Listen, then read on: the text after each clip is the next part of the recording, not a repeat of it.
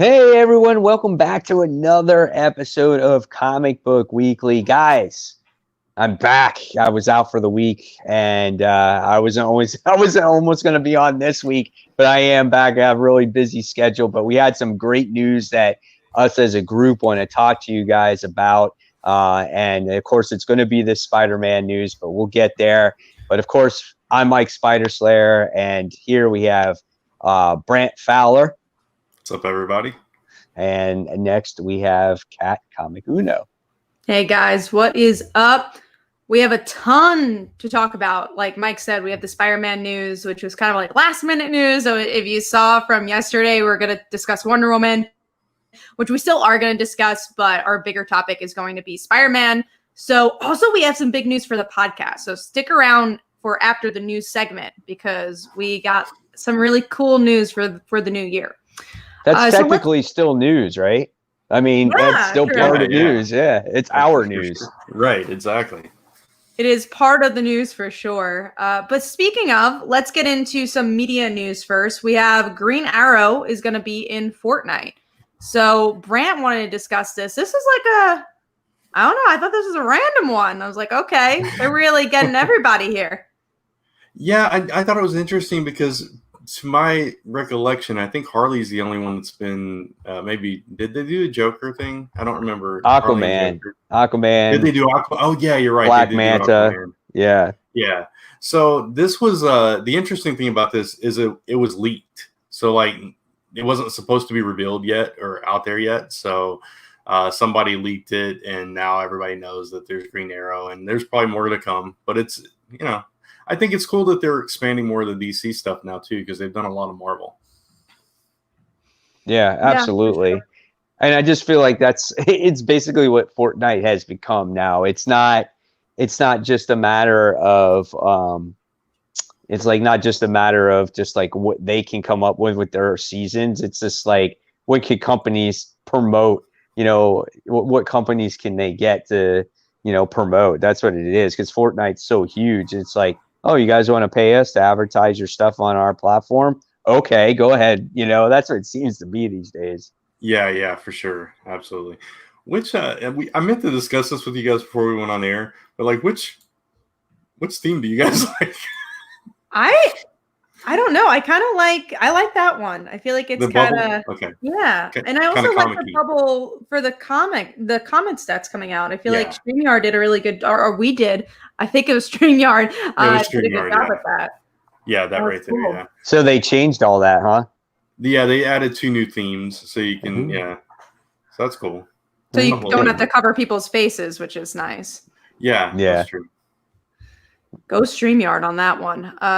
Let's get into some movie stuff. Well, I see already in the comments that people want to discuss the Superman Lois trailer. Knowing Brant, he definitely hasn't seen the trailer. Oh, I did not even see that was one. I almost wrote in the doc like, why discuss it when Brant probably won't watch it? I almost wrote it on the document, but.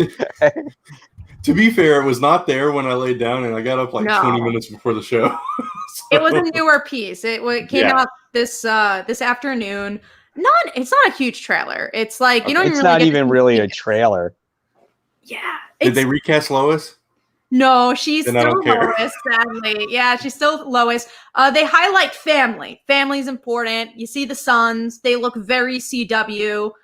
I'm not particularly excited for the show. I think it's a show I'm going to see the pilot, and that's probably it. And I think I'm okay with that. I wasn't excited either, Kat. I was looking at, actually, I watched it with no sound because my wife's not feeling good. So I was like, I wanted to keep the sound down. And I was just watching it, and I'm like, it's not even like the real, like you don't see anything of the real show. It's just like him flying through some weird computer animation, like weird thing. It's not even the real show. So it's just like kind of like an introduction. So it was weird. There was nothing. You don't miss anything if you haven't seen it. Yeah. Yeah. I mean, I like him as Superman. I just wasn't impressed with her as Lois, and I don't know. I'll watch it later. I'll watch it later. I'll watch it later in 20 years. Are you excited for this show? Why aren't you excited for the show? Honestly, I've seen Superman 20,000 times. I'm really just tired of it. I've seen this already. I think there's other characters you'd be able to navigate this with. And I agree. I wasn't a huge fan of the Lois Lane character. I'm honestly just tired of the CW shows in general and like the Berlanti shows in particular. I dropped pretty much all of them. So yeah, that's kind of the reason. I think it's a little bit of fatigue with that. I'm the same way. I'm behind on. I told Kat last week the only one I finished is Arrow. The rest of them I'm behind on at least like a season. Yeah, and I just I need something different, I guess. Well, I feel like what can you do in that Superman show, right? Like, how much can you do in it? Like, it's obviously going to focus around family, based like Kat said. So it's going to be very CW. It's going to be very dramatic. How much you're going to see probably a lot of Clark in there, maybe more than Superman, and just like how much.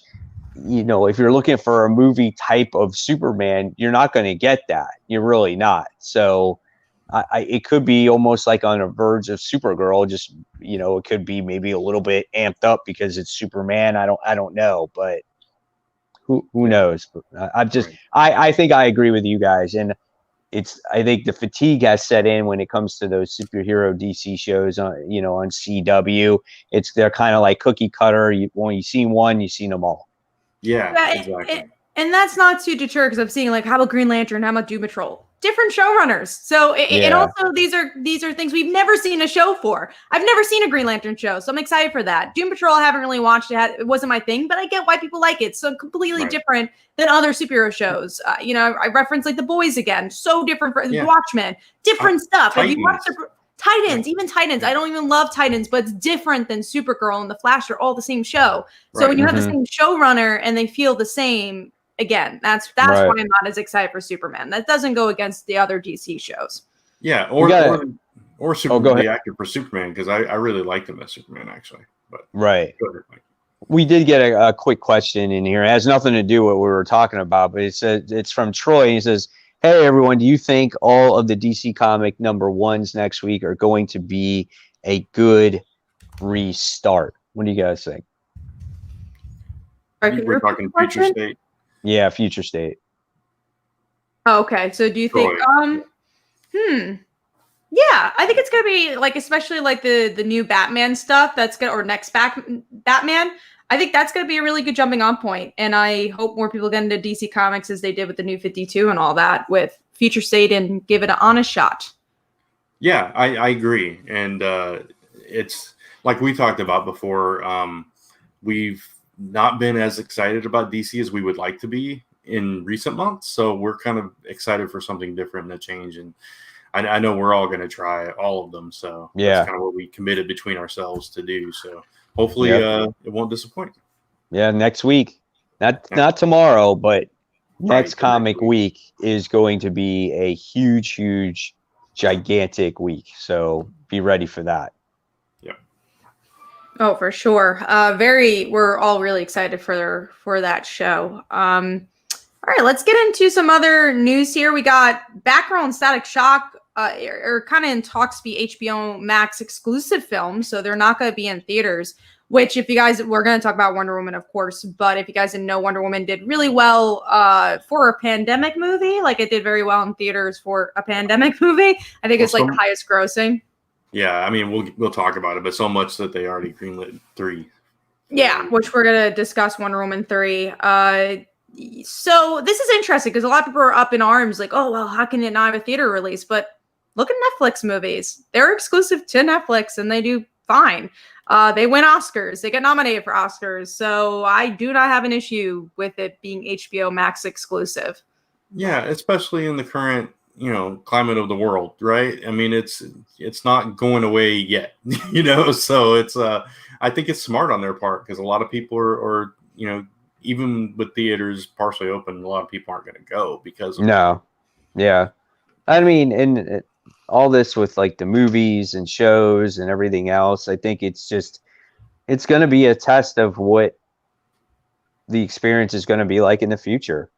And if movies can do well in streaming services and in other platforms, you could see the end of the movies. You know what I'm saying? It could very well happen.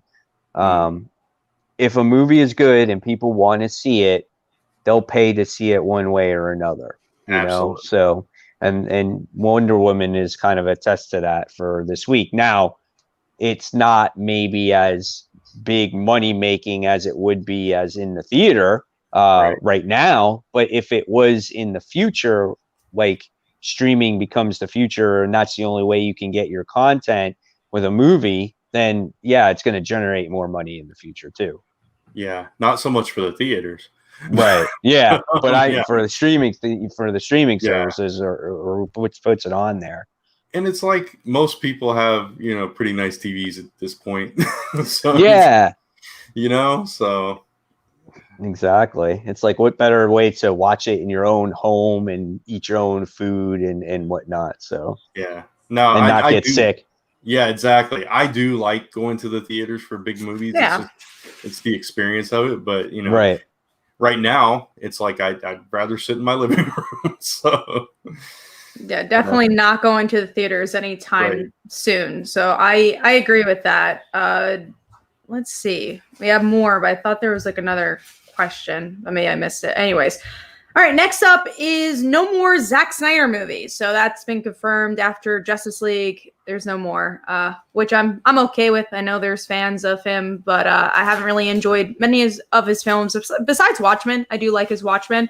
Other than that, I'm not a huge fan of his work. So hopefully he can maybe explore either other franchises or maybe do his own thing. That'd be kind of cool. Like Sucker Punch, I know was a big hit for a lot of people, so it'd be cool if he does like more of that stuff. Yeah, I liked Sucker Punch and I liked Watchmen. I just did not like his DC stuff at all. So, I mean, I don't want to go into it. I don't want to be too negative. Batman v Superman. Yeah, so I'm good. Let's move on from that.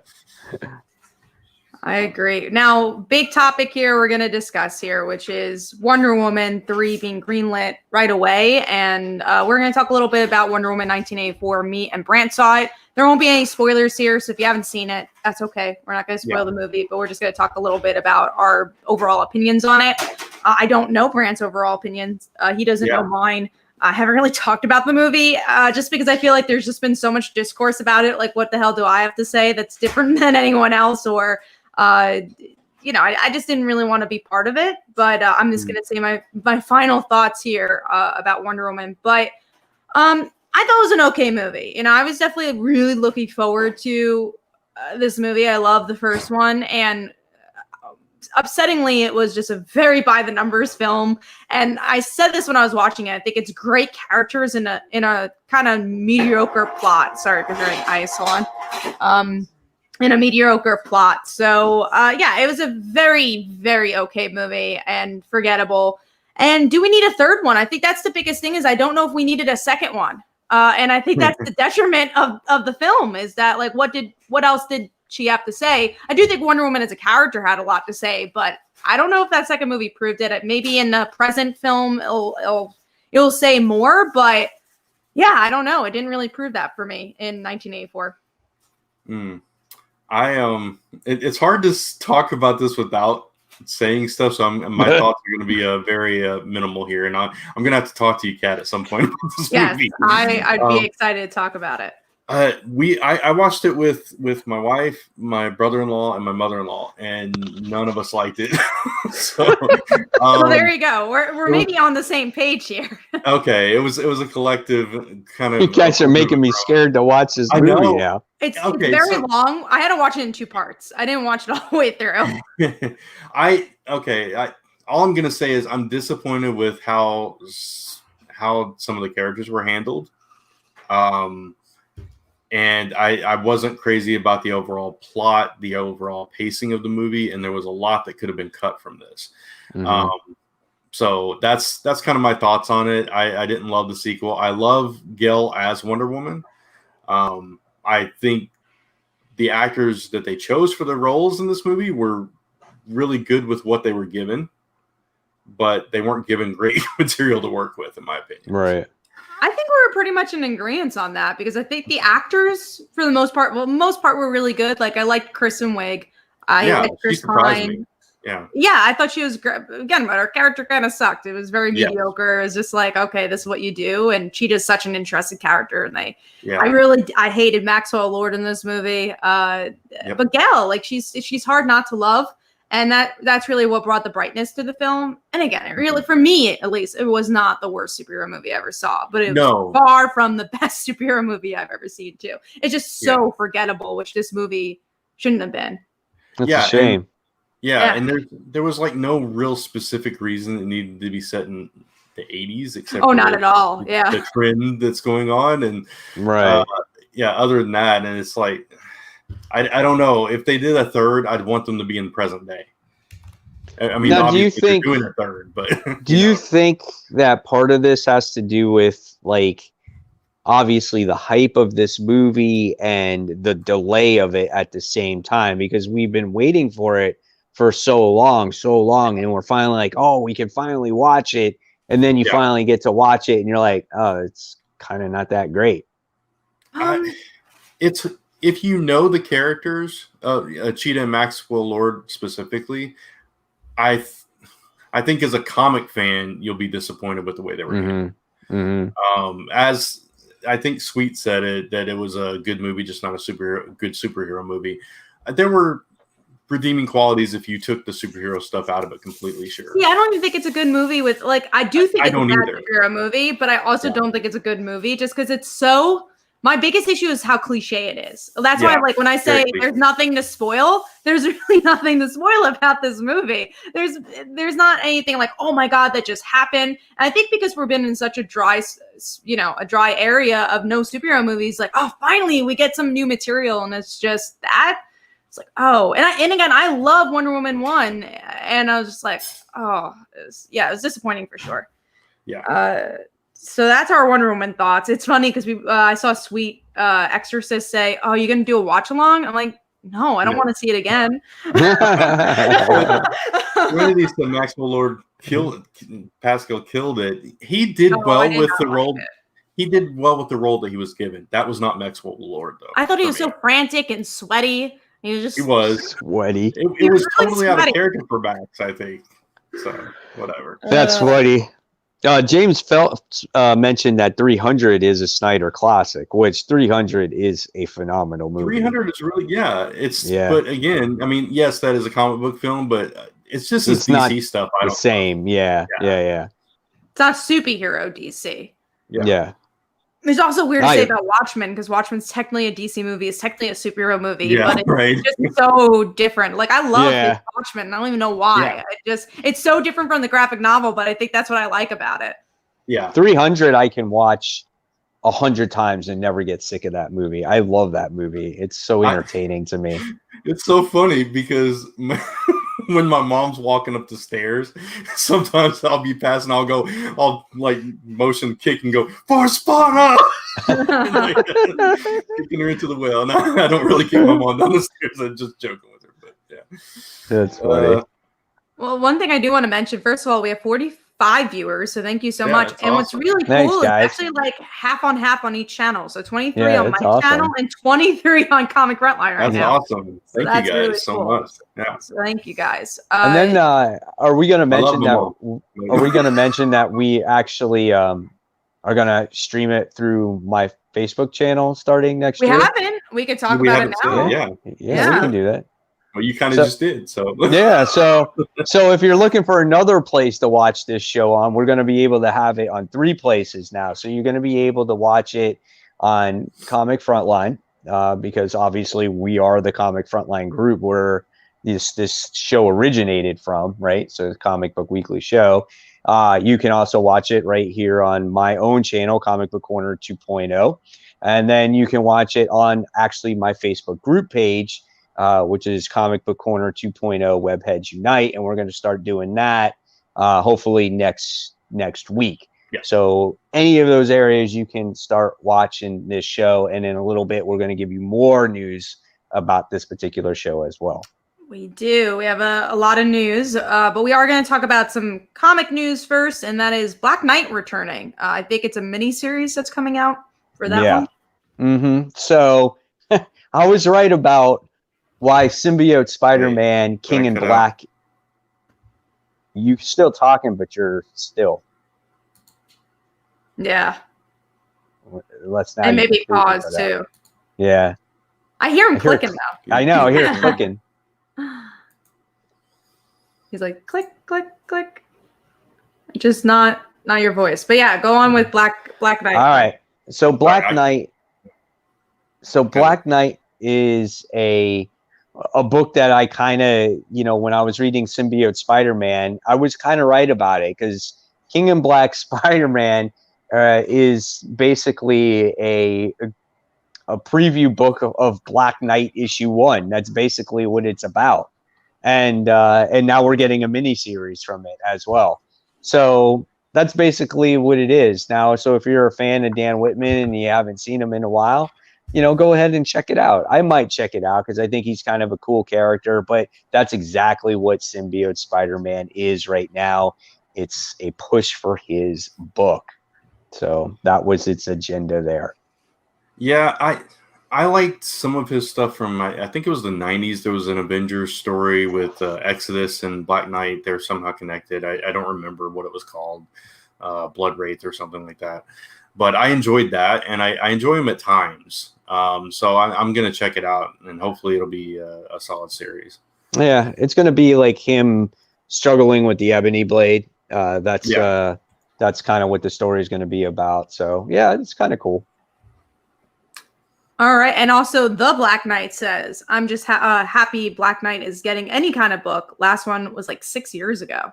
Yeah, that was like was it that long ago? Yeah, I can't believe it was that long. Wow. And Sweet Extra says, never cared for Black Knight as a character, so I won't be reading unless it ties into something important or when it comes to Marvel Unlimited. We'll have to see. Good way to go. So last news piece we have here is the big news piece, the one that we changed the title for, and that is Spider-Man's new suit. So we're going to actually pull that up. That way you guys could see it if you're not looking at the thumbnail. And you can see this thing, I'll call it. I will give it this a little bit. I don't think the artwork does any justice for this suit. I would love to see this suit with a different artist, maybe in different colors. Yeah, So yeah, the colors are not working for me. Right. I mean, obviously you got all the outlining going on there, and you got all this orange that highlights the character, and it doesn't work. I mean, based on what I see on this cover here, I'm like, I was a fan of the Iron Spider suit. Like, I love that. Yeah. Where does this suit come from? We don't know yet, right? But it looks like it's from Stark Tech, right? Oh, it looks could like be, it. Or maybe it's his own tech. Who knows? What I don't like is that he looks like a teenager. Yeah, that's true.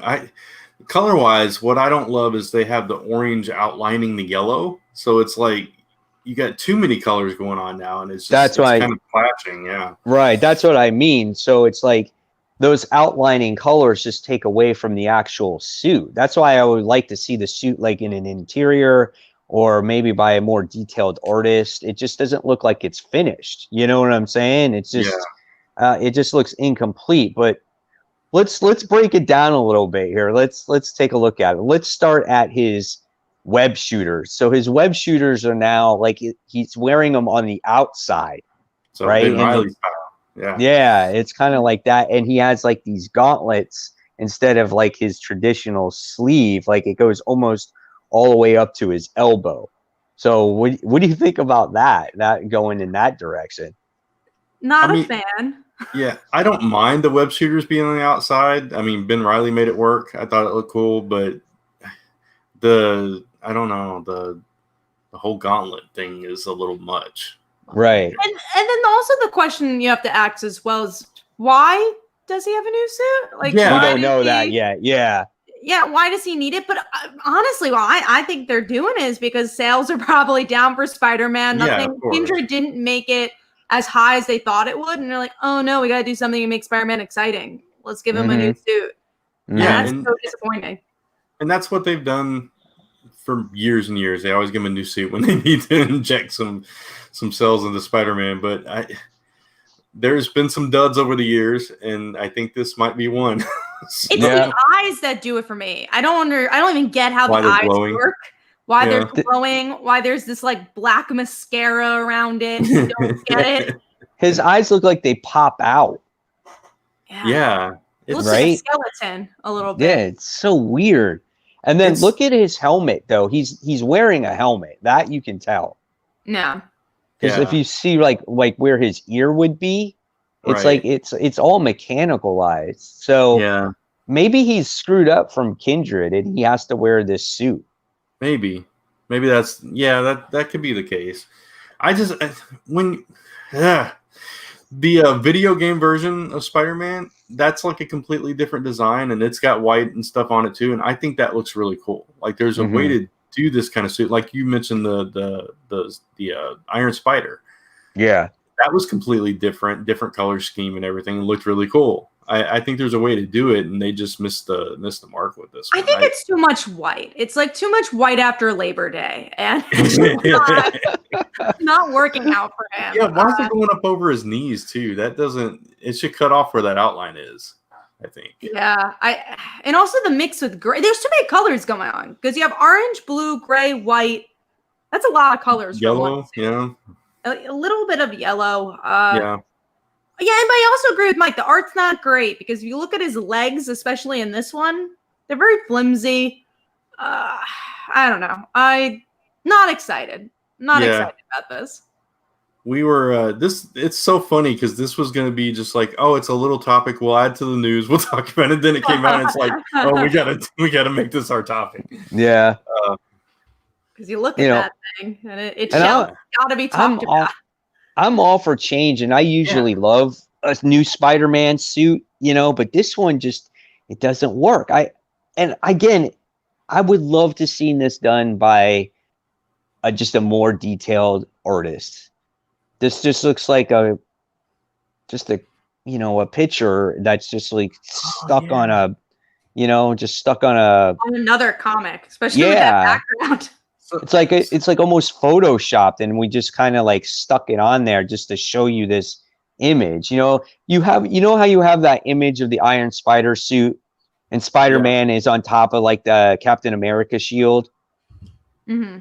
You know that one? Yeah. Like, did you see how detailed that is and how realistic that looks? Like, how cool would this suit look if they did an image like that? Like, took the time and done something like that. Then maybe people could warm up to it a little bit more. This just doesn't do it any justice. Yeah. JLS said it. Oh, sorry. Go ahead, Mike. No, go ahead. JLS said it looks like Spider-Gwen's slippers, but in white. I didn't notice the little foot thing. Maybe that's what they're trying to go for. Maybe. I wanted to see all the comments because I don't know. Like even his boots, like, they go up to his knees, and he's got like knee guards, and they like around his calves, they like highlight like with neon and everything. It's just it's so out there. I'm curious to see when the debut will be for sure. Yeah. Is it somebody said it's selling for $20 already? Is that right? What's that? Wow. They're selling for $20 already, the suit. That's crazy. The suit's coming out in next week's issue. Next week, yeah. Yeah. So that's when you'll see it for the first time. So it'll be interesting to see what it looks like in the interiors. And then he's got some kind of like mechanical devices on top of his hands as well. Like up there too. I don't know. What does he do when he touches his spider on the chest? I bet you that something happens there too. I hope so. At least do something with the ugly spider, because otherwise I don't really know why it's there. Hopefully it makes sense. Well, I know that these next couple issues are supposed to be very big for Spider-Man, which I'm hoping it will. We'll talk about this week's Spider-Man as well. So yeah, hopefully the suit is not the big news, and we actually got some other stuff to discuss from this week's Spider-Man or next week's Spider-Man. There's also another image on there too. I don't know if you guys saw it, where he's web slinging, and it's for Amazing Spider-Man issue 63. So there's 62. So if you look at 63, there's a different one. I don't know if this one looks any better. I think this one looks worse. Yeah. It's just, again, it goes back to this like Photoshop, same background. So issue 63 has it looks like J. Jonah Jameson driving a car, and it's got like them filming Spider-Man. Yeah. At least that was like connected to the story. Because this is 62, so this is I don't even know when that one's coming out. So this is actually going to be a little while from now. Yeah. So it might not even be connected too much to what's happening, the big thing that's happening this January or whatever it is. On 63, it also says The Amazing Spider-Man number 63, and then beneath it, it says Stark on it. There you go. There's the image. So if you look under it, it says Stark. So yeah, maybe it is from Stark. It's just, but we've seen that before. I know. I was like, all right, cool. I don't need a repeat. Like tomorrow's issue is 55, so that's far from now. Yeah, I don't know how often it comes out. I don't remember. Twice a month? Twice a month, okay. Yeah. Well, I think it was even more than twice a month with the LR issues. It was like 4 a month because of the LR issues. But yeah, it goes back to Nick Spencer, I think, really just repeating storylines over and over. I just feel like we're not getting anything new, and that's been my biggest complaint. He relies too much on nostalgia. So who do you think at this point was better, Dan Slott or Nick Spencer, now that you got some solid issues in there? Spencer. I would still say Nick Spencer for me. That's tough for me, actually. I think. Okay, I'll give you this. When it came to Dan Slott in Superior Spider-Man, I actually really liked it because at the time the idea was original, right? So I think Dan Slott should have ended it there when Superior Spider-Man ended.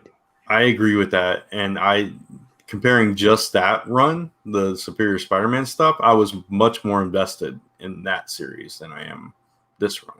Right. I do think Dan Slott did better and bigger things, but I think Nick Spencer's writing dialogue-wise is cleaner. Like I don't feel bored reading Nick Spencer's run. Like sometimes it's not good issues, but like the dialogue's always good. It's always in character. Dan Slott sometimes was very, very crowded, and I'm just like, I don't even know what's going on in this issue. And I do appreciate that Spencer brought back the supporting cast, which Dan Slott pretty much got rid of.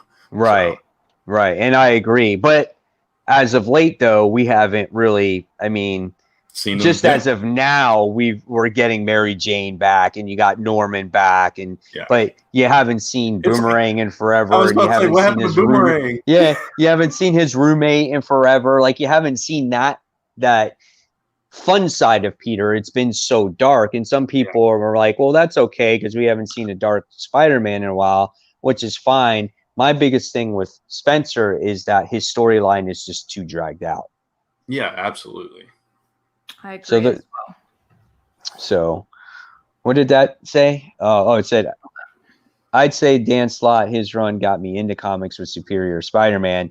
Nick Spencer's Spider-Man is good, but feels like filler.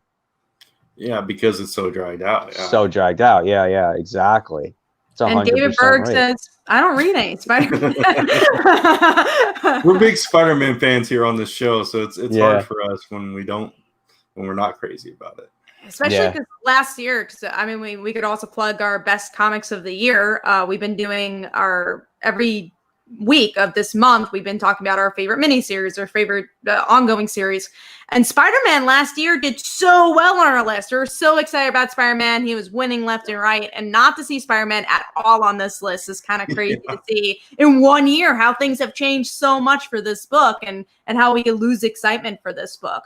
Also plugging, definitely go vote for the best comics of the year because you guys have 1 more week to vote for that. And then the winners are going to be announced in like a week or so. So definitely go check that out. Yeah, absolutely. But I guess all of us are not fans of this new suit. I just want to know what his eyes do. I'm very curious what they just are. blink.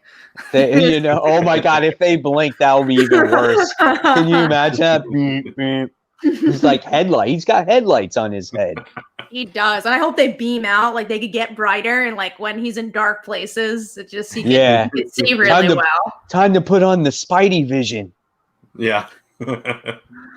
Oh God. What if it's not even Peter at all? What if it's somebody else? How about it's Harry? If it's Harry, I'm really going to be upset because he doesn't need to be in everything. That would be terrible. I would not be happy. I do think it's Spider-Man because I feel like if there was a new character, they really would have milked that cow. They're like, and it's a new character. Who is it? So I think it has to be Peter. It's Ben Reilly again because it's Kane. I'd be so disappointed. There's more clones somehow because every story is being recycled in this run. So I'll be very excited for that. Yep, the Jackal is back and he just made a whole bunch of more clones. Yeah. Oh, it's Ben Reilly from Spider-Gwen's universe. They gotta do a Ben Reilly from Spider-Gwen. That'd be really, really fun. Yeah. I love that. I don't even know what that would look like. Actually, that'd be such a fun story arc because then it's like Peter comes back. How do you feel about that? Ooh, when was the last time we had a costume change? It's been a while though.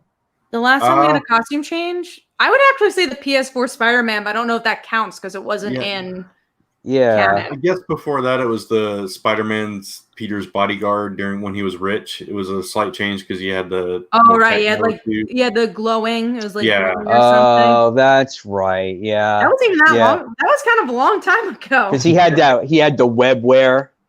Yeah. Yeah, he had that. That's right. So I'll ask this to the fans and to you guys. Favorite Spider-Man costume ever?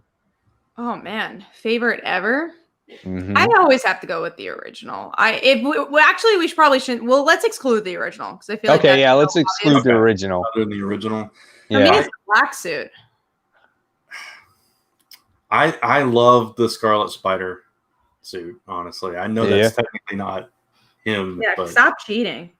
Okay, so discounting that one, man. That's tough. I think for me it'd be between Iron Spider and the PS4 one because I really like both of those. All right. This new one's my favorite suit. I love this suit. Sure, Mike. Okay, we'll go. I will. Oh, that's a good one too. Yeah. That is nice. I would always say the black suit because it was so cool at its time, but I guess that's the obvious answer. I want to say the Iron Spider suit because when that came out, I was like, "Oh, this is weird," but it was so different. And I think that's what I liked about it, but it was different in a good way. And it had a nice mix of a spider suit, a mechanical spider, and I thought it was a great idea at the time because it was attached to Civil War that Tony built it for him. Yeah. And I thought that was really cool.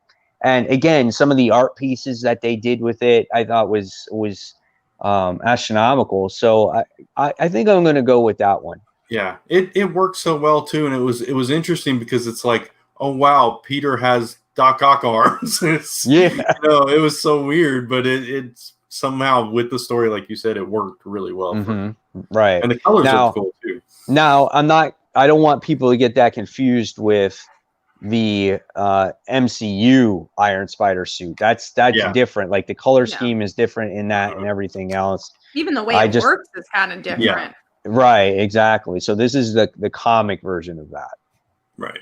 Now the other question, because Brant was already kind of discussing this, for another character, what's your favorite spider suit?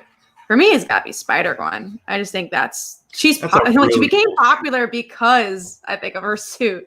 Yeah, that's a really cool suit. I'm still gonna stick with Scarlet Spider, just nostalgia wise. I just loved that at the time. It was different. It was cool. And it was just kind of neat the way he put it together too. It was like, oh, I bought a hoodie, cut the sleeves off, and there I am. It's definitely a classic. What's your favorite, Mike? That's not Peter's suit. Not Scarlet Spider. Well, it was it Ben Riley? Just the one with it's the web shooters on the outside. The one that became Yeah, Spider that was Girl. his first suit, or was that his second suit? Was that his first one? That was when he took over as Spider-Man. Right? Okay. Yes, yeah, and when he took over for Peter Parker, Right. And I liked when he wore the web shooters on the outside. And you actually got to see the cartridges around it, kind of like Spider Girl, you know. So and then just the way the spider was, I like that. And I hate to say this, but I also like Julia Carpenter's black suit when she wore that suit. Yeah, absolutely love that suit. Yeah, that was an awesome suit. Like I love that suit. Mm-hmm. We do have a comment from Sweet, which I didn't know about this, but he said that the next Batman is going to be appearing in tomorrow's Dark Knight. In the Dark Knight thing? Yeah, this week, Dark Knight's Dark Multiverse issue. Huh. I didn't know about that. I didn't either. I don't know if I'm going to get it or not. We'll see. I wasn't planning on getting it. I wasn't either. Let us know if that is true. Yeah. Dark Multiverse, so then I'll have to pick up another freaking multiverse book. Another like $10 multiverse book. I don't know if I want to get a $10 book, but next Batman, I'm sure, is going to be a big character, and Tim being a big character. So I'm interested to see if that'll get for hot bucks tomorrow. We'll see although it would be today, and I didn't really hear anyone talking about it. Yeah, that's true. Maybe because of the holiday too, and a lot of people are getting their books right now. Yeah, David said he just bought it. Should I flip through right now? Do it. Help us out. Yeah. Let us know if we need to go and buy it. Right? Yeah, Is it going to be a spec book? Right. I'm usually pretty good at hearing those things. I was surprised I didn't hear anything about that. Yeah. That's Kat true. usually tells us. Yeah. I try. Although, like, we at Newsroom are kind of off this week, so that's probably why we don't have as much we have to do for this week because of the holiday. It's a thick one, he says. Yeah, well, you gotta look through. Well, that's the Spider-Man news. We're gonna talk about the big news for us. So Brant's gonna talk about this because he did the most work for it. So we'll give him the glory. Okay. Do you want to screen share the pre-launch page? Yeah. Yeah, I have the pre-launch page. So, and I'll also put in let me put in the comments first. Yeah. Right. Okay. So here that way you guys can check this out, and please follow the page because that extremely helps us out, and we will. So Comic Frontline is coming to Kickstarter later in late January. January 26th is what we're targeting. We are launching a Kickstarter for an audio version of Comic Book Weekly for season 1. So this will be all the episodes from March to June, and we're doing a cleaned up audio version so you guys can take it on the go. Trying to get into new places, iTunes, Spotify, all that stuff. So we're really excited about this, and we've been working really hard on this project behind the scenes. This is the first time we've really talked about it publicly, so you're hearing it here first. And so go follow the pre-launch page, and if you have a Kickstarter account, you'll get a notification when we go live, so you won't miss the launch.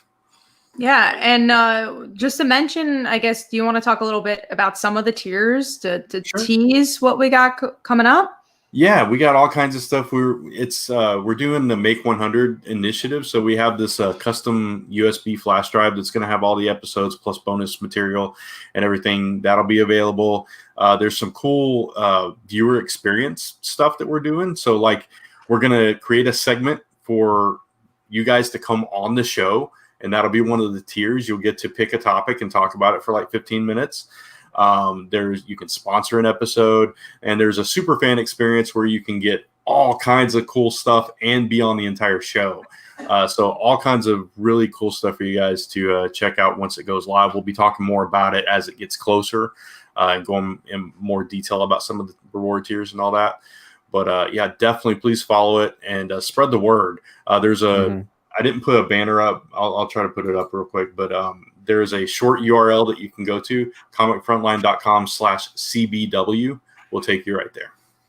Also, another tier that I think is really fun because a lot of people always recommend us do stuff and recommend to like read certain books. So one we have is you could recommend a single issue for us to read. It could be, something that came out that week or a book that you really love, and we could obviously get it digitally or something. So just in case we can't get it.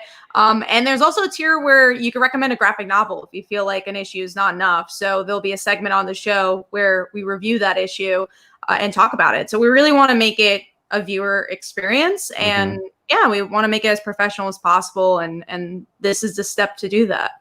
Yeah. Right. Yeah. But so I just wanted to say real quick, like Kat said, we wanted to make it interactive for you guys, so we thought that this was the best way, getting viewers involved and having their voices heard and putting some input in the show. I think that's a good reward idea. So it was awesome. Yeah, another reward is you can produce the news section. So you get to pick all the news stories, give Kat a break for a week. And you get to decide what we talk about in detail. So that's kind of cool. And the reason we're doing this, the funds we needed are for the hosting and for editing the podcast. So we want to, like Kat said, do it really professional, do it really tight, and get a good show out for you guys. Yeah, that means we're getting an editor. So we're hiring someone to edit our stuff, which is pretty cool. And we're super excited about this one. We're excited for the future. We thought finally we're at a place in our viewership and our podcast where we could do this. So and me and Brant obviously have been doing Kickstarter for a really long time. So we thought we've been chatting about this for like years, not Kickstarter, but we're thinking, Patreon, this and that. And we thought this was something we could give the most to people, because with Patreon, not excluding that, doesn't mean we'll never do it, but I feel like how much content can you give to a viewer? And this, we feel like you get content right away, and you get the most content from us and the most out of the show through a Kickstarter. Yeah, and like we've been talking about this whole little time, is it expands that viewer experience for you guys, and it's something that we weren't offering before. So that's, something new coming with the Kickstarter. So that's a really cool thing that we just kind of want to give back in that way too. So obviously stay tuned for that. Be coming out end of the month, and I'm sure we'll mention it plenty more times just to get it into your guys' ears so you don't forget it. But we're just trying to make this show better for everybody and to expand our horizons a little bit. So thank you for taking the time and listening. Thank you, Brant, for explaining it and doing the legwork in it, and Kat and Brant also, because you guys got the experience with the Kickstarter. So I think hopefully it'll be successful. Yeah. All right. Excited. Also, just one question from Jimmy. Ember stuff? ? They're maybe. We're trying to get some Like Father, Like Daughter Ember stuff that makes the most sense for the Kickstarter. Yeah, exactly. There will be some component of those things available there, yes. But it's not a comic book Kickstarter, so it's not gonna, it's not gonna be the highlight. But we're gonna try getting those comics into your hands. Yeah, we are gonna try to do a cool print though, so more details on that to come. Thank you guys so much. We're so happy about the feedback. We're still on the edge of our seats about this Tim Fox thing. Still haven't gotten any real confirmation if he's in that comic. Yeah.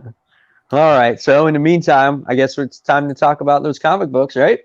Yeah, let's do it. All right. So just to let you guys know, as usual, this is the spoiler warning. So if you have not read your books, like me, I have not read most of my books, there will be spoilers here. So I think I read about 6 books. I had a total of about 12 or 13 books. And the last time I read a book was on Wednesday. So I think I forgot a lot of stuff that actually happened. And with Christmas, now you know how I feel. I read all my books on Wednesday. Yeah, and I can't stand that.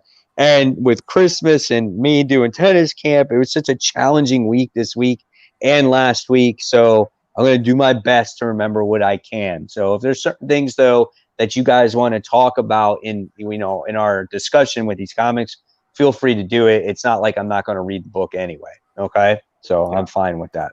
All right. So here we go into the comics. First is Under the Radar. And I'm going to start with Brant because it looks like yours was Transformers / Back to the Future issue 2. Yeah, I finally read that first issue and followed it up with the second. So, it's a fun story. It's a cool crossover to have, and I love the way they frame it. That there's all these different realities and that kind of thing, and it kind of makes sense the way that they come into the story. And in this issue, you get to see his skateboard come to life as a Transformer. Yeah, and you learn how the car became a Transformer.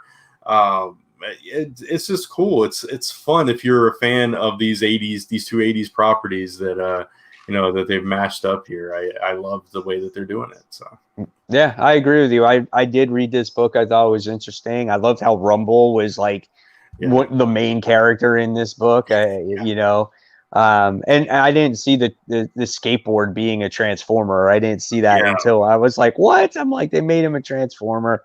I thought that was pretty funny.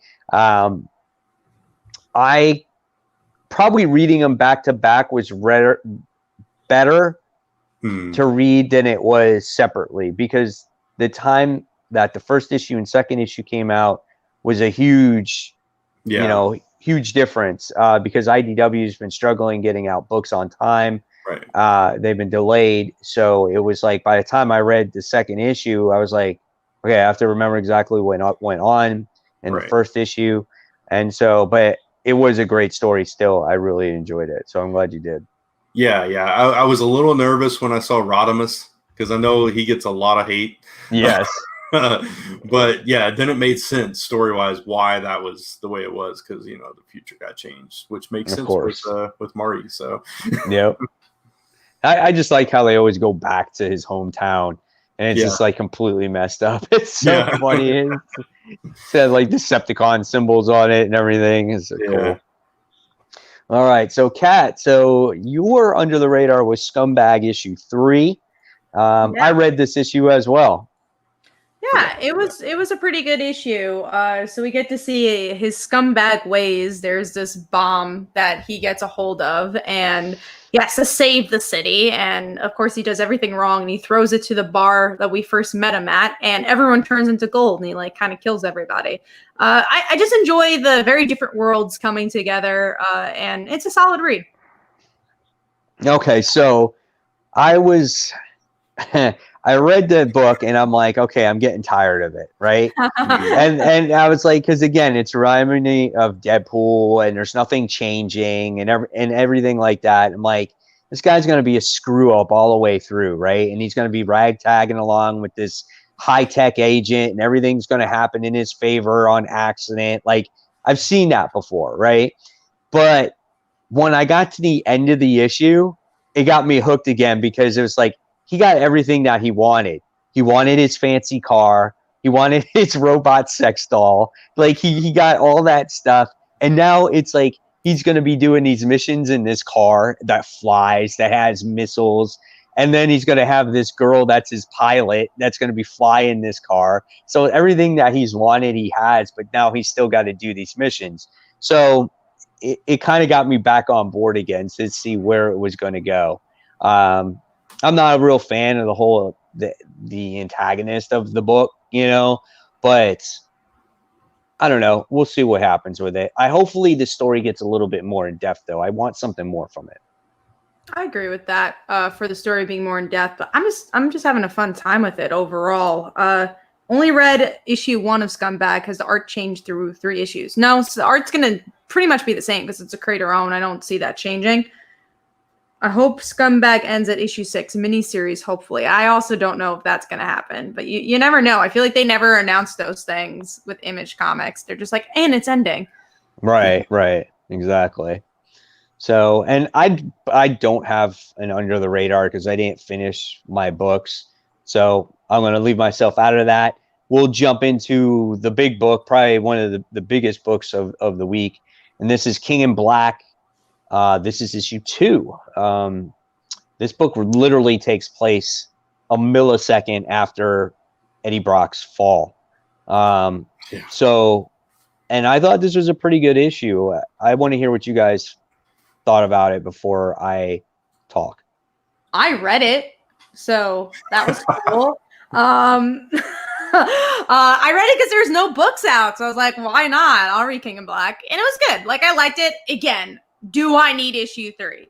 No. But I enjoyed what I read. I liked, Venom might die. We saw a little bit of Eddie's son, his powers, and where that story is going. And I like that the Marvel Universe was a lot more involved. Like, I love seeing Jane. I love seeing the Human Torch. And that's what you want from a Marvel event. So overall, I enjoyed it as a second issue. But it just still is not hooking me enough to say I need to read, 8 issues of this? I don't know how long this event is. It's only 6. I think it's 6. Only 6. I might read it digitally, but it's also a little hard because Future State is going to be so many books. I'm reading almost we are reading every Future State book, and there's some weeks where I'm reading 25 books, and I haven't done that in a really long time. So I don't know if I'll even have time to read King in Black, but I might read it digitally.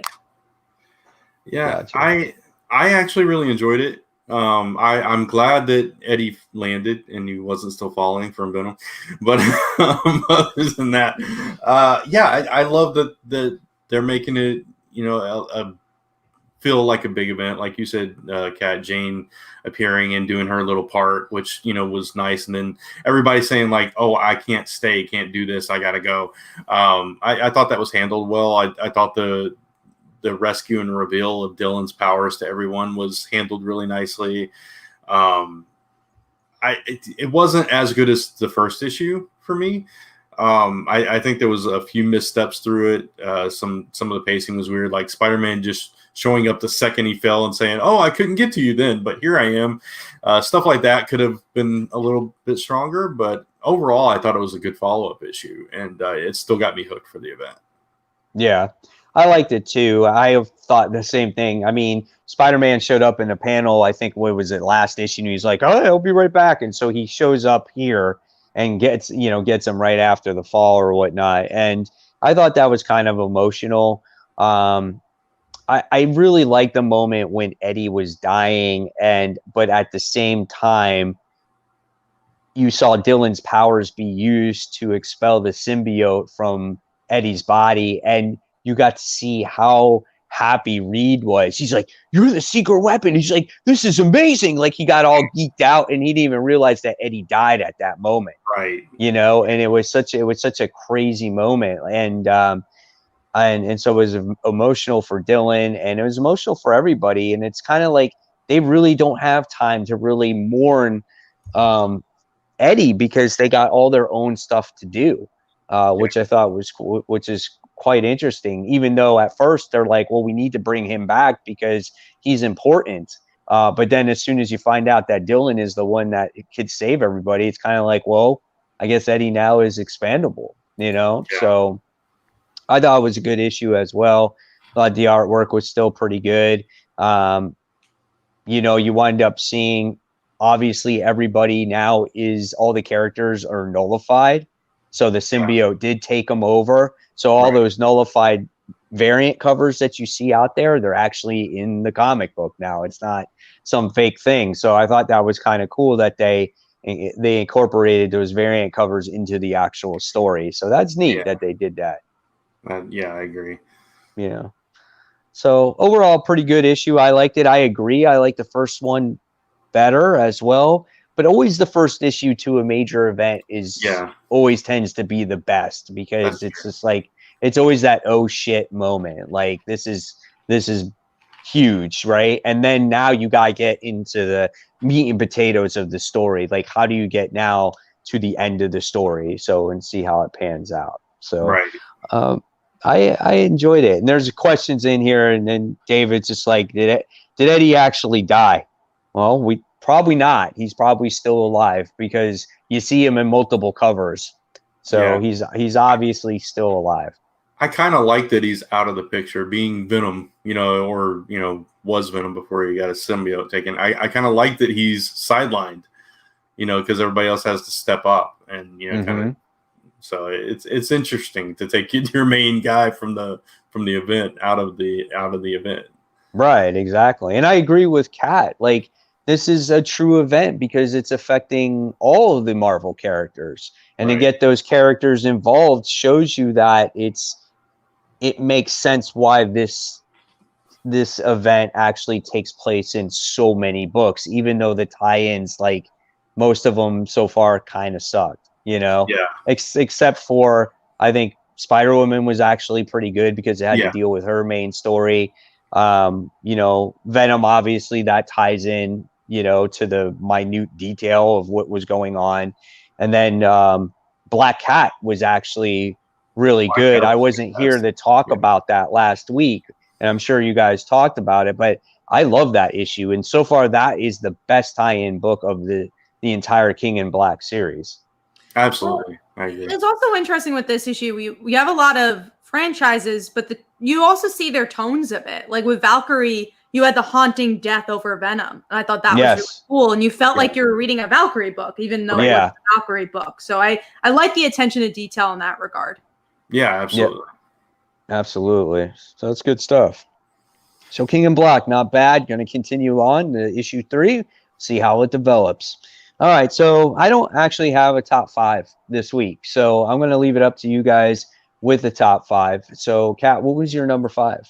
Speaking of Spider-Woman, it was Spider-Woman. I thought it was better than last issue because I really didn't like last issue, but it's also not as good as it has been because I feel like the twists and turns of the previous arc was a little better. But I like the character moments, especially between Carol and Jessica, and just seeing like two best friends get at it. And then even some of I would say even the Kelly Thompson-esque jokes of even though it's obviously not Kelly Thompson, but Carly kind of has a little bit of a similar vibe to her voice, where you got like the Hulk tank and like little minute details like that. So I liked the characters. I thought they were good, and it was a fun issue, just not my favorite arc. Mm-hmm. Yeah, I completely agree with everything you said. It was a better issue, but the highlight of this issue was definitely the stuff between Carol and Jess, and just like as the serum affected her more and more, she was like saying stuff that was like digging deep and hurt Carol and stuff, and Carol had to step up and stop holding back, and it was a really good sequence building up to that moment. So I like that, and I like the little digs at Hawkeye, which seems like everybody takes digs at Hawkeye, so that was fun. But I still prefer that first arc too, but definitely a better issue for this one, and a solid tie-in, like you said, Mike. Right. I mean, it made sense. What they had to do, and then obviously the main story intertwined in between the two. And this is obviously, it's like, it is a book where it actually goes into drug abuse. Like, this is something that would happen to somebody if they were addicted to, say, heroin or something like that, where it's like, I need this to survive. And they'll go through anything to get what they want. They'll say anything to get what they want. And then when they don't get what they want, they're going to do things and hurt the closest people to them, even if it's the drugs talking. I mean, that's what made it so emotional, such an emotional book. And I felt that. And what Jessica said to Carol, man, about the whole kids situation, that was tough, man. It's just like, oh, like you said, it dug hard, man. And so this book is good. This book is pretty interesting. Now to see what's going to happen going forward, as she's going in face to face with her enemy to get the drug that she needs to continue to survive. But the more she takes that drug, the worse she becomes. So it's a good book. I'll be curious to see how that whole thing wraps up and where we go from there with Jess. That's what I'm looking forward to. Yeah, she's getting screwed up. That's for sure. Yeah. All right. So, Brant, what was your number 5? Oh, man. Any other week. I only read 7 books. So my number 5 is actually Wonder Woman 769. Oh, man. Yeah. It was better than the past few issues, I think. This was the whole battle with Liar Liar and her fantasy world, her delusional world, which, I thought that was fun, at least. She's seeing herself as a knight and Wonder Woman as an evil queen. And, you have that whole battle and Maxwell Lord's hanging on the edge of life in a coma. And then you get that nice little cliffhanger of him manipulating her at the end and kind of teasing stuff to come in the future. So it was okay. It was a decent issue. I'm waiting for the new. That's it though. That's it. Right? That was the end. Oh. Yeah. Oh well. So and that was Tamaki's story arc. I feel like basically. something happened there, though. I feel like it's Future State. That's what happened. Oh yeah, Future State for sure. But also, yeah, she got detective, so it just was shuffled. I feel like in a different world, maybe we would have gone a stronger Tamaki run. Right. Yeah, maybe it was.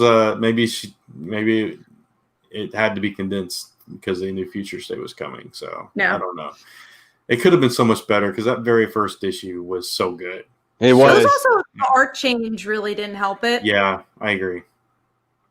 So all right. So Wonder Woman will be forgotten very soon. yeah. All right. So the next book that we're going to be talking about is our number 4, because we talked about Spider-Woman issue 7. So we're going to jump into number 4. And so, Brent, I'll start with you this time for your number 4. My number 4 is Amazing Spider-Man 54. Is it 54 LR? Whatever. LR, Yeah. LR, Yeah. Again, any other week. It was better than most of the LR issues, I think, because you got to see the kind of the culmination of them coming together and facing off against Sin Eater, and Sin Eater taking himself out, which was unexpected, taking Julia out as well. And that I think that was the most interesting part. The stuff with Norman I didn't really care about until the end, and Harry, Kindred wasn't really much of a factor here. It was mainly about Sin Eater and the supporting cast here. So I don't know what happens now that Madam Web or the new Madam Web is gone, and how's that? I forgot. How did she die? Because I did read this issue, but I don't know if she die. She sacrificed herself, right? Huh? Yeah, Sin Eater shot her. So whatever that means now. Oh, that's right. Away, He shot her. He absorbed her power. It drove him mad to see everything that was going on. So he shot himself. Yeah. And so now what happens now that he's dead? Do all those powers go back to those people again? Right. That's a good question. I don't know. Hopefully we find out for the next issue. They kind of left it on a cliffhanger on that. Yeah. I thought this issue was better than what we've been getting, honestly, because I like that we started out with like a reprint. Like I thought that was that was cool. That was cool. Yeah. That was like good writing. I was like, oh, that's interesting how they like tie that together. And I like the Mary Jane and Norman stuff. I enjoyed that. And that was more than half the issue. I didn't care about Kingpin. I'm like, okay, who cares if he shows up? I honestly don't care about the spider heroes, but then I did like Madam Web. So overall, it was a more entertaining issue than I expected. And absolutely. Spider-Man. Yeah, I completely agree with that. So that, again, it was a stronger issue than we had been getting with all these LR issues for sure. But did you see the note at the end of the book? They're like, suicide is a serious thing. Like if you're thinking of committing suicide, please call blah, blah, blah. I was like, dang. I was like, they got serious on that one. So that was a good message to put in there. But I'm trying to remember. So why did Norman come with the Kingpin? I think they're just teaming up. They're just teaming up, right? But it's like I wonder, like, are his sins really gone then? Is Norman just been acting this whole time? That's a good point. Yeah. But that's going back to now that Sin Eater's dead. Right. Everything's been retconned, and it's pretty much all the villains are villains again. And Mary Jane's walking into a trap, though, so he was plotting that even before Sin Eater died. Yeah. Because he knew she was walking into a trap. Yeah. Right. Oh, that Norman. So, I don't know. Never learn. You never learn with him around. Can't trust him. Nope, never. And Mary Jane didn't, but kind of did. Yeah, exactly. It was all for Harry. Yeah. It was all for Harry. Look, I'm here for Harry and Pete. I don't give a shit about you. That's basically what she was saying. I did like that, though. It was like, I'm never going to trust you. I don't believe you, but, I'm here anyway. And also, Right. she's going to be eating dinner with Harry soon, so that'll be nice. They're going to have a nice Friendsgiving coming up. Yeah. Nice So, one. all right, Kat, what's your number 4? Mine was Scumbag, so we already talked. Oh, no, mine was King in Black. Sorry. Ah, King in Black okay. was number 4. Gotcha. All right. So let's move it along then. Let's go to number 3. Brant. My number 3 is Spider-Woman, which we just talked about. That was Got it. Scumbag. There you go. I read All King in right. Black digitally, so I didn't have it physically in front of me. So I was like, oh, wait.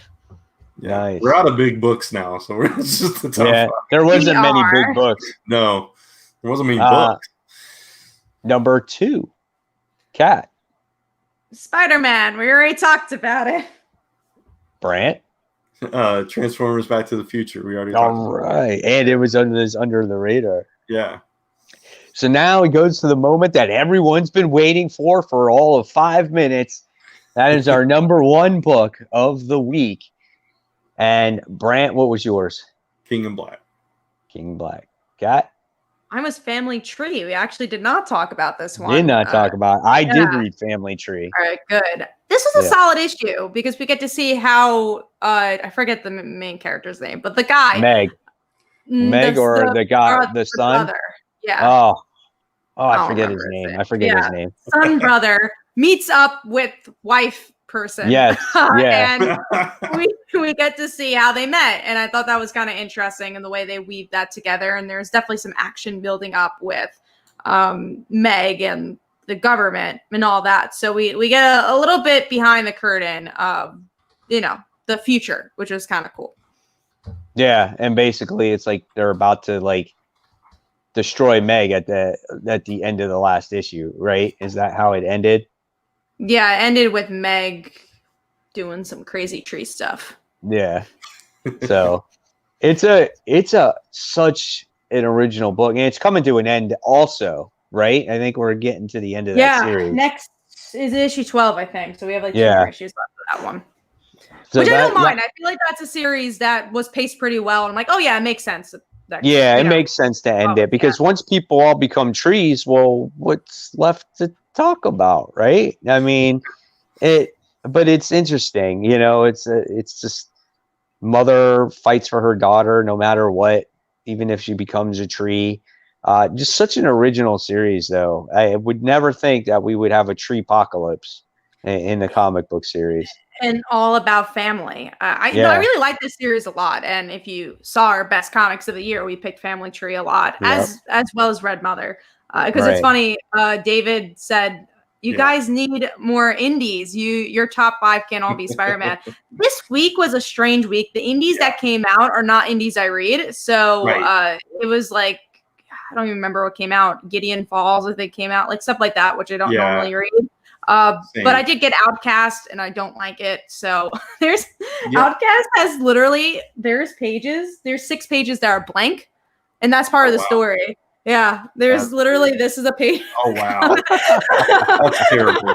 And I was reading it when my brother was here for Christmas, and he doesn't live here. For people that don't normally watch Did they forget to trim it? I read Something Is Killing the Children, but I just didn't get a chance to read the issue yet this week. So I didn't do that. I read Family Tree. What else? Scumbag. I read that. I read a lot of indies. Yeah, I read Exo-Man of War this week. Me and Brian have to read a lot. If we're writing indies, it would be kind of weird not to read a lot. Not read a lot. I also got another new number 1 issue also that came out about some painting thing. I forgot what it was called that I have to read also. It's a new Image comic that came out. So we always try to get new books and get new indies. We do have a couple more questions here. What issue of Family Tree? We're on issue 10, so we have 2 more issues left. Yeah. And then also, what about more DC Comics? Speak to us in 2 weeks. We're going to read every single Future State book. And also this week, there wasn't a lot of DC books. The only book I got was Harley Quinn. So the only book I think I got was Detective this week. Wonder Woman. And I didn't read that. So there was very few DC books that actually came out, unless I guess maybe if it was tied to death metal. Yeah, we're not reading death metal continuously, so yeah. I think the books that did come out, it's just a lot of stuff we don't read. Mm-hmm. It just happens. Sometimes it's that type of week, but like we said, when Future State comes out, we're going to be reading a lot.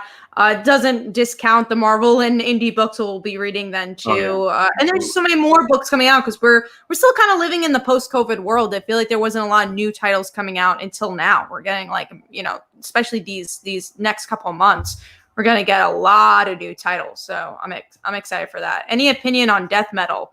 Last 52. Well, like we said, we're not really reading death metal. It's not my thing.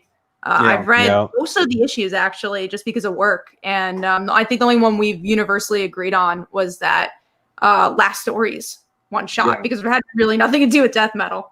Right. I haven't read. I still have to read issues 5 and 6 of Death Metal. I have not read those. The book that you just talked about, the Last Stories ones, that was the last one I read, and that was really good. But yeah, I'm over death metal. It got too crazy for me, and I just don't like when a series does that. Yeah, that's a great comment. We read a bunch of stuff from all of those. So yeah, we really try to share the love for all comics, and obviously like talking points, it does end up being DC Comics and Marvel just because we know a lot of our viewers read that, but we also read a lot of indies and we try to share the love. The amount of times we talk about Red Mother on this podcast is crazy. And also we also try to spread the word about like Kickstarter stuff. Like I love reading comics in all different places. Like I'll read a webtoon almost once a day, usually not superhero related, but I love seeing different stuff. Yeah. S and Down says, did you finish your master's degree like 2 years ago? That's how time flies by, man. That's how time flies by. Yeah, it's crazy. But I put Boom Studio as like one of my favorite I did publishers too. Of the year because they have done amazing things in these past couple years. Such great books.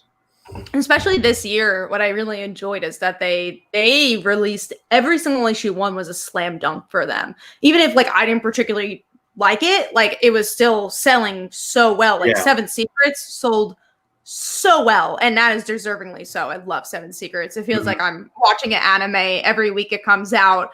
But then you have Something's Killing the Children, and again Red Mother and Power Rangers. There's such a diverse amount of books at Boom. And also, one thing I mentioned this on the best comics of the year. I feel like Image Comics did the best job at the pandemic because they and I know a lot of their books are kind of already in the they're in the can, so it's a little helpful. And if you guys don't know, a lot of Image Comics books are paid by the creator first. So the creator and like the artist, they'll pay up front and, you'll get the money as you sell books. But most of those books are paid beforehand. So it's not about, oh, we need the money from Diamond.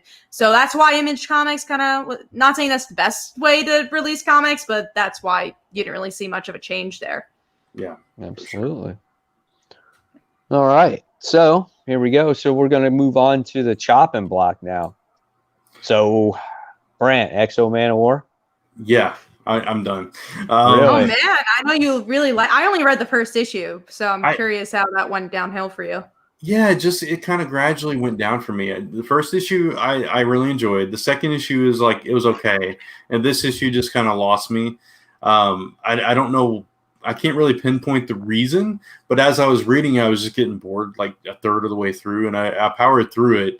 I just didn't like some of the direction with the character. He just seemed like I don't know. He started being like really cornball through it. Isn't Dennis Hopeless writing it? Is yeah. it? Yeah. Yes. Yeah.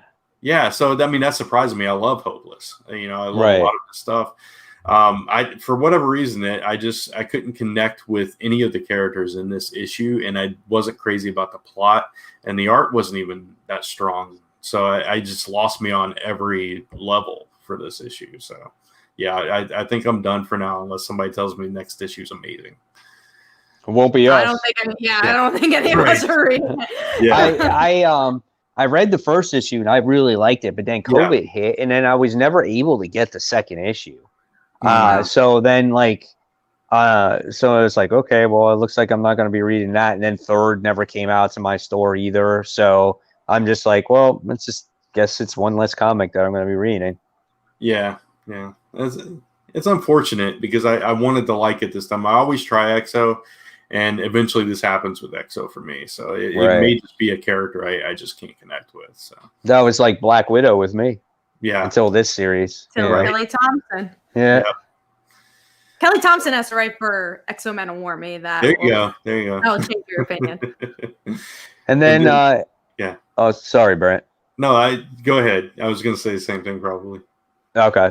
No, I was just going to move on to the next, your next book that you're thinking about dropping is Excalibur, and I still didn't read this yet. So I'm interested to see.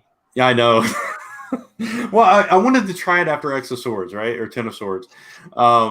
And it was okay, but I'm not invested. The only interesting thing is this issue focused on trying to find Betsy. That's her name. I had to think about it for a second. So, that's fine. That's interesting. There's conflict between them because Richter's like missing Apocalypse hard. He's like, I don't know. It's like he's losing out on his drugs or something. He's missing them that much. And Rogue and Gambit are just like, Rogue especially is upset with Richter because he's missing him so much. So it's like, so I'm a little frustrated with it, but at the same time, it's like I'm curious to see what happens with Betsy. And now Jamie's wanting to clone her. He went to Sinister to get a clone of her. So it's kind of interesting. So I want to stick around for another issue to see if it holds my interest. But at the same time, I'm just not loving it. So. All right. So it doesn't give me excitement to read it, but I'm going to have to. Yeah. All right. So that is the Chopping Block. So I'll pass it over to you, Brant. I'm going to talk about some of the books that we're anticipating this coming week. It's a very small week, but again, next week is going to be huge. So save that money if you can. It's even smaller than this week. I got 7 books this week. Next week, I'm getting 6. So it's crazy. So I'll talk about Avengers first. It's issue 40 is the first part of the Phoenix thing.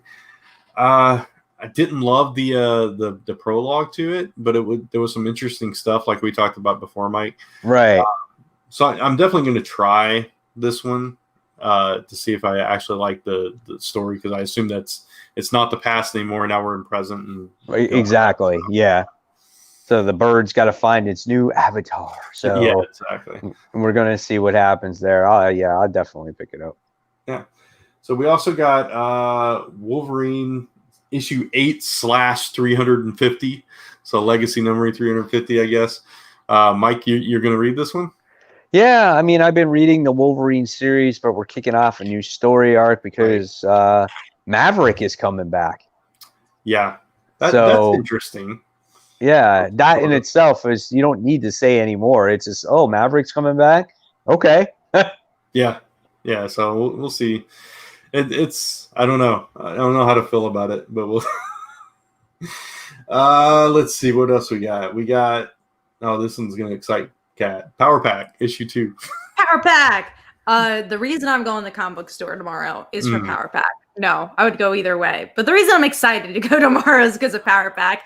This is Alex's narrative issue, so he's narrating it, and love the first issue. I'm stoked. I'm so excited, but it's not Julie centric, so like I gotta wait for like full on excitement for Julie. Like I'm saving it. Yeah, the first issue was fun. I had some issues with it, like we talked about when it came out, but I'll read the second one for sure. They've been arrested. You better wait for Julie. Like that's all I'm asking. You don't need to read the whole miniseries, but wait for Julie. I need to talk to someone about it. I'll probably read the whole thing because it was fun at least. So, Serenity pointed out something I missed with Excalibur. Well, I forgot to mention with Excalibur was at the end. The cliffhanger is she's alive and she's sitting with Warren, in bed. Okay. So like they're together. So it's like okay. So that was interesting too. Yeah. Same comment. Yeah. Okay. I was just sorry. Let's see what else. We got the Jenny Hex special. So that's okay. Yeah. I read this issue and you Okay. guys need to read it. Like, I Okay. was kind of blown away by it, and I Really? really, really enjoyed it. Yeah, I was. It's on my pull list. Like Yeah. I put it on my pull list to buy. Who writes it? It's more. Uh, I don't I actually know. I It forget starts how. with an M. Yeah, Bisaglio. I can't remember the first name. Yeah, someone with an M. I actually interviewed her too for an interview. But anyways, it's really good because with Ginny Hex, we never really got much of her character in Young Justice. We got it here and there. Right. There's like one issue that we got, but this one fully dives into her world. You hear her voice, you see supporting characters. It's like kind of everything I wanted in Young Justice, and it was good. And even if there's like nothing after this, it's a good one shot. It's a good standalone story, but also feels like it sets up for more as well. So I really recommend it. I was pleasantly surprised. The artwork was really good for it too. So I've been wanting to talk about this one. Yeah, that's good. Sorry, Brent. That's good because it's the same thing. When I read Young Justice for the 8 times that I jumped on and off that book, the one thing that book starved was character development. It never dove into that. And Jenny Hex seemed like an interesting character. Like we wanted to see where she got her weapons from and all that other stuff. And it's just like, when I saw that this one shot was coming out, I'm like, I hope they dive into her character in this book. I want to see it. So that's great that you're letting us know that that's out there. Yeah, definitely go check it out. I'm excited for everyone's thoughts for next week on it. What issue is this? It's issue 1, so it's just one issue. It's a one shot. It's probably gonna be like $5 or whatever. But for a low week, also like if this issue does well, then maybe it could get a mini series or something. So I hope it does well enough. She was one of the more interesting characters from Young Justice, so I was curious about it. So I'm glad to hear that. She had the most development, even out of like the old characters, which is strange to say. At least she had that one issue. Yeah. Did we find out what's in the trunk?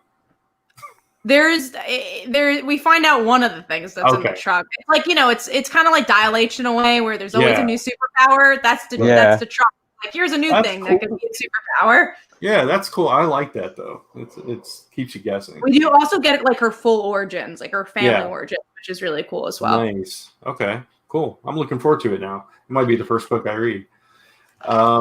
We got Amazing Spider-Man 55, which we talked about a little bit, the whole Kindred thing. So, yeah. We'll see, right? This is it, though. This wraps it up, though, basically, right? Yeah, it should, right? I want something big to happen. I want there to be something we are really excited to talk about next week. But what could it actually be? I don't know. That's what I'm worried about. That Harry dies. Harry dies again. Peter Parker dies and he gets into a new suit. Yeah. Maybe that might happen. And he's kept alive. It's like a Darth Vader suit. So if he comes out of this suit, he'll die. That's the. We don't get to see Peter's pretty face then. So that's it's sad. all beat up because he's been killed 8 times by Kindred. I just hope it's nothing to do with Mary Jane. Just like leave Mary Jane out of it. I'd rather her not be in the book if they're gonna just do something with her. Yeah, I agree. She's got to go back to Hollywood. She was just there to be with Harry, right? So that's it. Not even Peter. No, not even Peter. It's like, but Harry, we need to take care of him. Yeah. Get back to the dancing over the phone. No, please don't. We got X-Men number 16, which is the first issue after Ten of Swords, right? Which feels like forever. Yeah, it is. Yeah. So I'm definitely curious to see where they pick up from there. I don't even know what they're focusing on in this issue. I never got to read the solicits. So I don't think it matters because X-Men usually has like one word solicits. It's like fight. Yeah, that's true. That's true. Yeah. It's like it'll be one word in Krakoan language. Yeah. You got to be cipher to read it. That really helped selling it. Yeah, exactly. All right, so the last book. No, we got 2 more. We got King in Black, Iron Man, Doctor Doom, number 1. So the 2 of them team. I'm getting this because there were so little books. I don't think I would have gotten it it was a bigger week, but I'm like, all right, it's the same writer as Iron Man, so I'll give it a shot. But I I'm don't getting really it, know. man. I want to see a symbiotic Santa Claus. That's what I want to see. Yeah, I hope it meets your expectations. I don't know. I don't. I'm so burnt out on Doctor Doom. No, that's the one part of it that's like, but bringing It's one him issue. Yeah, it's I know. one issue. I know. Bringing them into the mix is going to be interesting, though. We'll see. And then the last one is the Batman Annual #5. So, which is Clown Hunter's origin. Right. So that I'm looking forward to that. I want to see more about that character. Yeah. See what his whole story My parents died. There's a baseball bat on the floor. There's a batarang where Batman should have been to help save my parents. I stuck the batarang in my bat, and now I am Clown Hunter because I found this skater's helmet in my room. And what a failure of a Clown Hunter he is. I've only seen him hunt a clown once. Yeah. He hasn't really hunted many clowns. That's true. Yeah. He tried with Harley, but that didn't even work out. So, I mean, Bruce talked him down from it, though. Yeah, he talked him down from the ledge. So, I'm still curious, though. I actually really do like the character. I think he has a lot of potential. I saw the preview, though, for the artwork. Not a fan. Oh, really? Well, the art has been changing a lot, though, recently in Batman. Yeah, like every issue. Gotta see who the artist is now. Batman Annual #5. No, look up a preview. Where do you think Clown Hunter can go? Like, what do you think? Do you see the potential of him changing, maybe becoming I hate to say it, another Robin or a sidekick for Batman? Like now, though, technically Batman, his sidekick is Ghostmaker. So, like, what's going on with that too? Up with Jason Todd. I think that'd be fun. Like if he's like Jason Todd's sidekick. That could be interesting. That fits. Because that makes sense. I don't need another Robin. I'm good. So Red Hood and the Outlaw with Clown Hunter. Yeah, why not? That'd be fun. Yeah. The artist is James Stocco, I think. Look at the preview. Yeah, I'm trying to find one. There, it looks like he did like Godzilla and Orc Stain and Samurai Jack. This artist, so it's all very similar style. It's kind of weird. Here, I'm gonna screen share. Okay, cool. Did you guys talk about Batman last week? I think we about did, the whole situation with Ghostmaker because he's teaming up with Ghostmaker again. Yeah, we did talk about that. That they're besties now. Yeah, that's the same as that kind of art in all the other books that I just. Interesting. Yeah, I'm not a huge fan of the art style. Yeah, not for a Batman book. I agree, but yeah, we talked about that and how abrupt that change to him. That fight was. Yeah, it was like, oh, I just don't want to fight anymore. Okay. Yeah, that's good. Let's go. Yeah, now let's team up. Yeah, no, let's be friends. Like, how long do you think that's gonna last? Right. I think from because I interviewed James for a Newsarama interview, he said like what's gonna be interesting about the upcoming story is that Batman never really has a friend that he fights along. So I think it's gonna be for a while. He's gonna be his bestie. That will be interesting. So now he won't have a Robin. He'll probably have a Bud, right? Mm-hmm. So bros. And then, so again, we have Clown Hunter in the mix. So I guess that's going to be the next thing. Like, where is he going to fit in all this? Because obviously Tynion has a plan for this character. He's not going to be Clown Hunter forever. Right. Yeah, that wouldn't work long term. Or they keep the name and he's just whatever he does. I don't even know what he would do. You know, it'd also be another character because we haven't seen her in a while. And we know that she was in the Punchline on one shot. Harper Row could be kind of fun with Clown Hunter. What if Harper Row is? Oh, go ahead, Brent. I was just gonna say, what if Clown Hunter is? What is it, Red X or whatever? Yeah, but I think it's a new character. You think it's a new character? Okay. From the solicits, it seems like it is because I thought it was Damien at first, but they're like, it's a student that's at the academy, so it seems like Harper Row. I mean, it's just like she hasn't been around in a millennia, and then she shows up in that Punchline book. Yeah. You know what I'm saying? It would be cool if they did something with her. Like, I would like Yeah. to see her return. Yeah. Especially Untapped with especially with that little subplot with her brother. I thought that was they could do something there with that. Well, Punchline has a backup story in Joker, Yeah, so I have a feeling that's where that's gonna continue. Yeah, that's true. We'll see.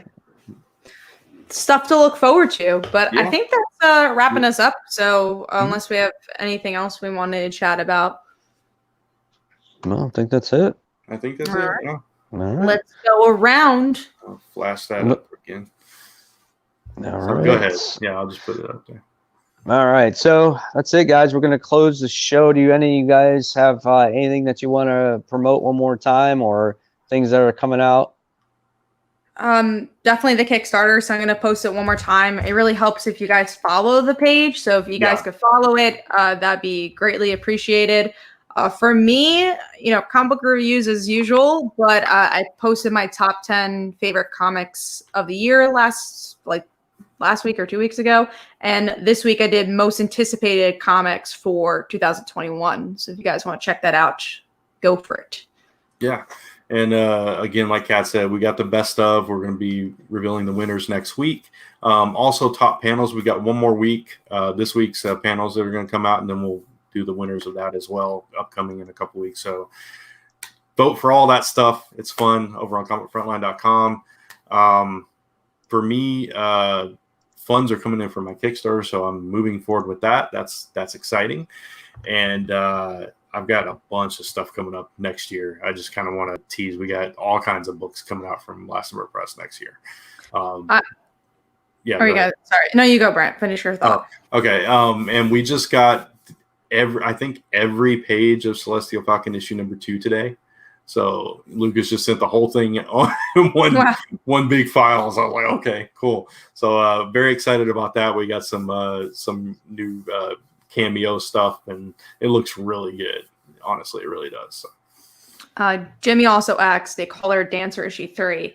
In about a month or so, you'll be hearing some news about the Dancer. Yeah. Issue 3 is coming, but issue 1 has something to say still. So just look out for that. The thing is, we're fulfilling Like Follow My Daughter first. I guess I could say it here. We're doing a colored version of issue 1. It's been done. So we're doing a Kickstarter for it right after Like Follow My Daughter is fulfilled. So look forward to that. It'll be a colored version. And then we'll be hopefully releasing all the issues colored through Kickstarter. That's the plan. And they're all done. So we're coloring issue 3 now. All of the lettering and the interiors have been done for the Dancer for a while. So it's more of just prepping and planning how to release it than actually finishing it, because it's been done. So it's not, so don't worry, you're going to get the book. And so we're going to be releasing issue 1 in a new way. So look forward to that. Yeah. And one more thing I'll just tease, kind of piggyback off of that, is anybody that read Pneumatic Cases from us, we're actually launching issue 3 right after the Frontline Kickstarter. So nice. Yeah, so that is coming very soon. But that's it for me. So all right. So then for me, real quick, guys, yesterday I did a video on the top 5 comic book YouTubers that I watch. So you guys can go ahead and check that out. I also put up today, it was a little later than usual because my schedule was crazy. I put up my top 10 most anticipated comic books for next week. So we were talking about Future State. All those Future State books are going to be on that video. So if you want to hear my thoughts or which ones are coming out next week, go ahead and check that one out. Look for a comic book haul tomorrow. That will be out sometime tomorrow. Not exactly sure when. And of course, since I don't have my own Kickstarter, again, I'll promote our Kickstarter. Just go ahead and follow that page. So if you want to just show that link one more time, just go ahead and follow that page now, guys. Even though you can't back anything, like Brant and Kat said, it helps the page right from the start. Yeah, and it helps us have the strongest launch possible too. Right. So with that being said, we're going to sign off for the night. We're going to end the show. So thank you all so much for watching. Of course, as usual, if you like this stream, go ahead and give it a thumbs up. Subscribe to the channel or our channels, Comic Frontline and Comic Book Corner 2.0. Hit that bell so you don't miss those notifications. Of course, follow us all on Facebook, Twitter, Instagram, and yeah, YouTube, obviously, because that's where you're watching it from. So obviously you already follow us, I guess. So with that being said, guys, we're signing off one final time. We'll see you guys next week. Thank you so much for watching. And